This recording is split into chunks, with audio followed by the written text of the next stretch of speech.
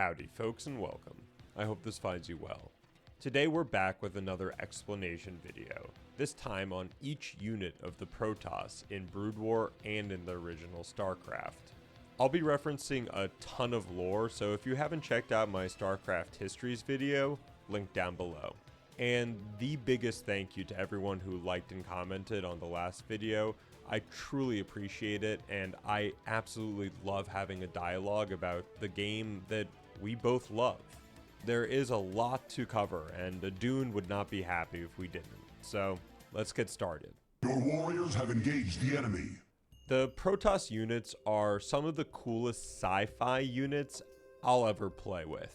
Whether it's the mechanized arachnid warrior, the Dragoon, who shoots balls of antimatter at their enemies, or the High Templar, who is devoted in the ways of the Kala and uses devastating psi storms to obliterate their opponents. Great psi storms going down on these siege tanks. Fantastic recall. Oh my god. Whichever unit that we're going to discuss today, the Protoss feel cohesive. I never question why something functioned the way it functioned. Our first unit is the Reaver. He doesn't like you. I love the Reaver for so many reasons. Actually, probably just one: destroying people's mineral lines. There is nothing more satisfying than dropping two of these bad boys off and letting things go wild.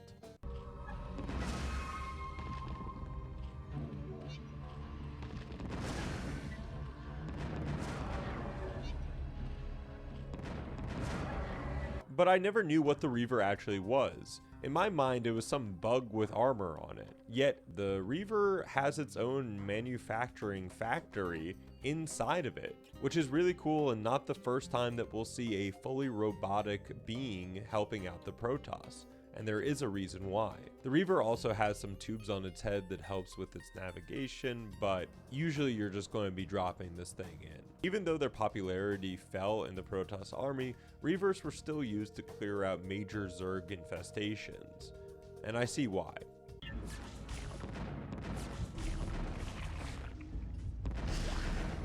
Next up, we have old reliable Probe. Man, I love these sounds. See, I thought a probe would be some baby zealot or some weird altercation of a Protoss, but the probe is also machinery. The probe was actually designed long ago during the Protoss' second age by Kalaya, to lay the foundation of Protoss worlds on different planets, where normal Protoss would not be able to fare easily.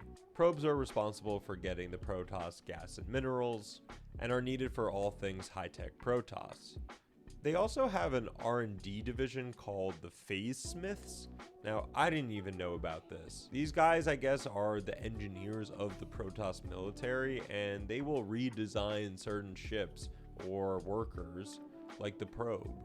But most importantly, the Probe has the ability to teleport buildings across space and time. Great Scott. They're not actually building any of the buildings, they're actually teleporting them from Ire using some sort of beacon system. Now question, what happens if Ire's kaput? No spoilers. Anyways, next on our list is the shuttle, and I don't know if it sees a lot of play in competitive matches, but I always liked using it during my custom games. Stand clear of the closing doors, please. There isn't much to say lore-wise about the shuttle, but it does show some of the Protoss past, and here's why.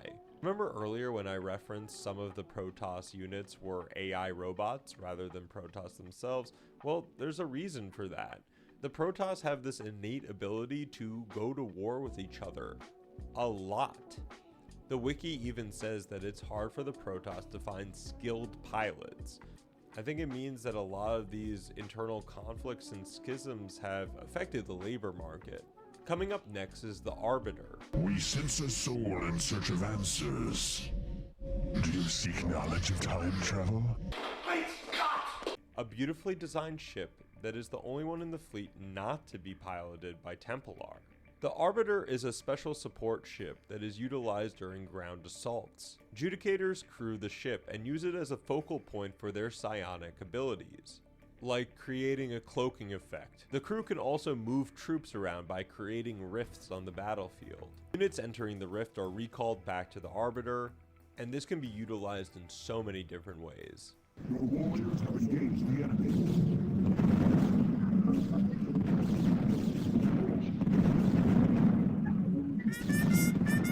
Arbiter can also create stasis fields, which are fantastic ways of stopping enemy movement or creating a barrier around yourself. It's a wonderful thing to see when fully utilized. Another wonderful thing is the Protoss Observer. What? I have to hype him up. Warcraft 2, jetzt als Exklusivedition mit dem Expansion Set, 4 Postern und Zauberlips. The Observer was created for surveilling wasteland or inhabitable surfaces for the Protoss, plus it can record combat, which I thought was interesting because someone back in IRE is replaying the Sunday night tape. I hope there's a football fan somewhere here. The Observer can also detect submerged or cloaked unit, which can be very useful.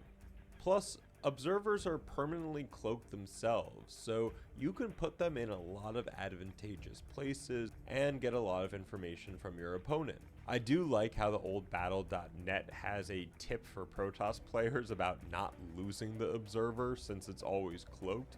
I know exactly what they mean because it was really hard sometimes to find these little guys. But again, I'm so glad that they had these tips and tricks, even still today. But I wouldn't call an observer a staple of the Protoss arsenal. What I would call a staple is the Zealot. For we are bound by the Kala, the sacred union of our every thought and emotion. Zealots train for almost all their lifetime before they even can put on power armor. Through Kala's Light, Zealots learn how to hone in their anger and use it for being a master of war. Zealots also use a certain power armor that helps them channel their psionic abilities, whether that's their Psyblade, allowing themselves to form shields, or their Psyblades. The Zealot can also upgrade at the Citadel of Adun, making their legs faster, which is insanely viable mid-game.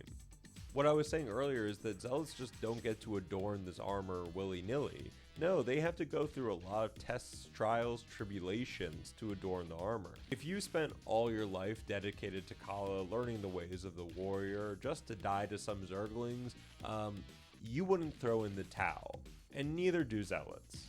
I fear not death, for our strength is eternal. Executor, your command? What would you ask of me? And that's how Dragoons are born. Dragoons are my favorite unit in the Protoss military-industrial complex system. Yeah, they have it too. There was always something about their voice lines that made me think of Alien RoboCop. Incorrect protocol. Drop your weapon. You have 15 seconds to comply. 5, 4, 3, 2, 1. Now I will say Starcraft 1 had absolutely brutal pathing, and Dragoons were not spared from it. Honestly, if some enemy wanted to kill off the Protoss, just make your capital ramps and they would not get through. So Dragoons are veteran warriors that have either been crippled or killed on the battlefield.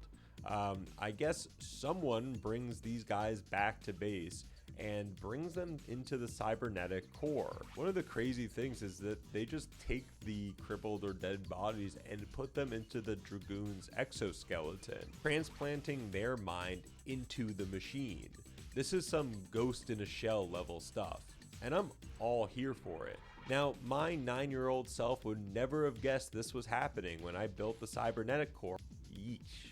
Now, within a short time of transitioning into the Dragoon, warriors are able to move like they would if they were in their own body, which I found really cool as a detail. And once inside a Dragoon, there is no coming back. I guess they had Zealots sign a waiver or something. Our next unit is the Scout, a swift exploration unit that has air-to-air missiles and some good ground guns. Teleport successful. I couldn't find a lot about the lore of Scouts, so if you have any information, please let us know.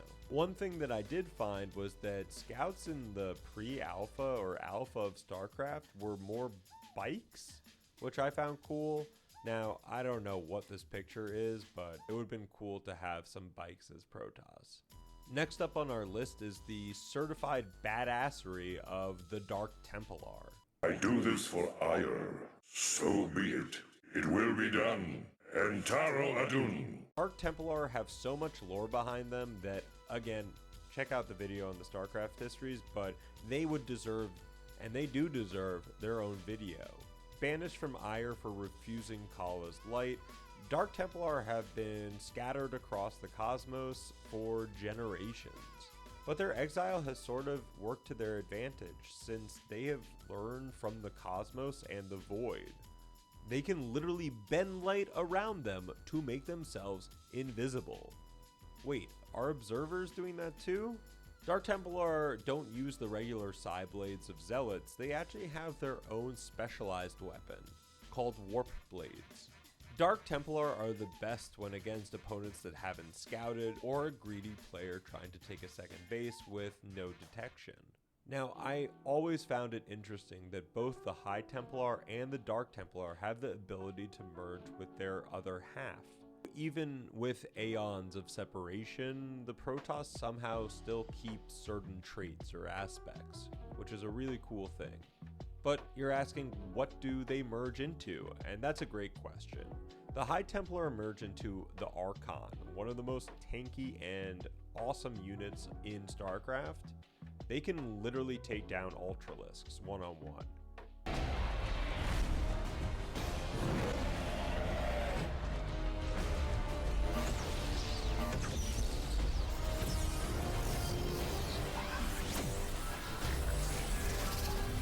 Say the line, Bart!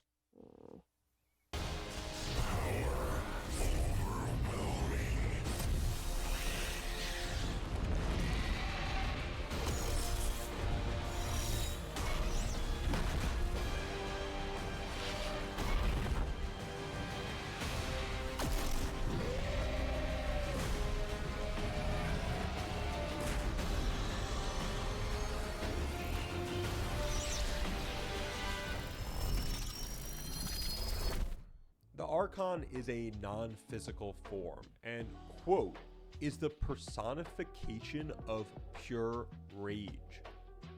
Whoa. If that doesn't get you going, I don't know what will.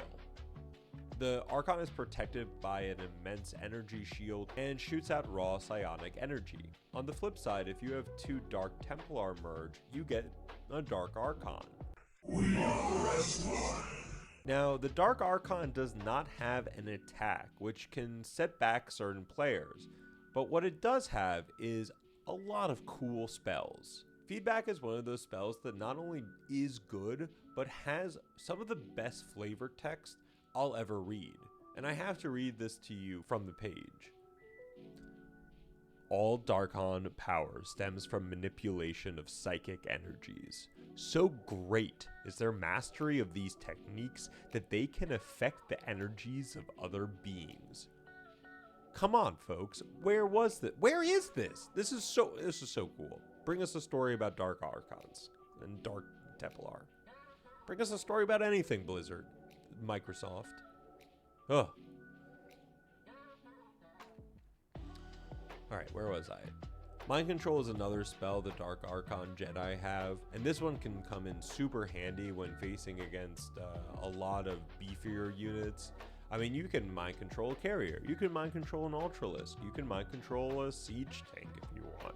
It is so useful if you can micro it and not waste the mind control like I do all the time.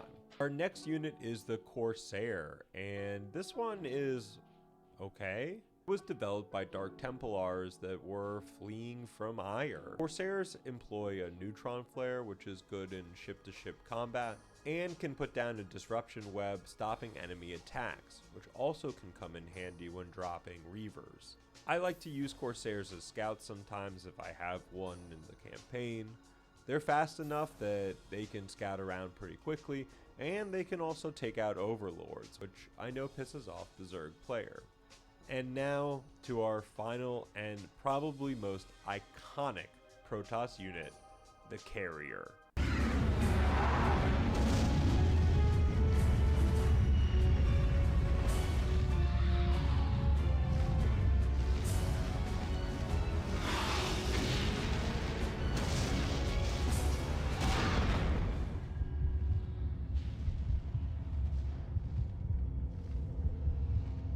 The carrier is awesome. Ever since I was a kid playing 4v4 fastest and spamming out every carrier that I could, there was just something so magical about seeing the interceptors flying everywhere and decimating anything in sight. Carriers serve the Protoss as command vessels and also weapons of war. Just like the Reaver, carriers manufacture interceptors within their hull and send off the powerful AI ships whenever a threat is detected. Carriers also come from the Protoss' second age, just like the probe, so I guess they've been friends all this time. And it is weird carriers having no other defense systems or attack systems, it's just the interceptors. So if all of those interceptors get destroyed, your expensive ship is kaput.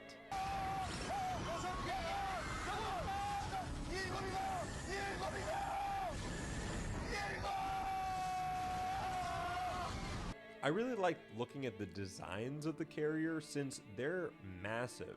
The amount of armor and different tech that these things need to function is mind-blowing. Even more interesting is how the carrier is powered. They have a Calderan crystal in there, like Kalis or Uraj, which is really interesting since I didn't think those crystals were as ubiquitous as this makes it seem. Like, if they just need a crystal for each carrier, there are a lot of carriers being created.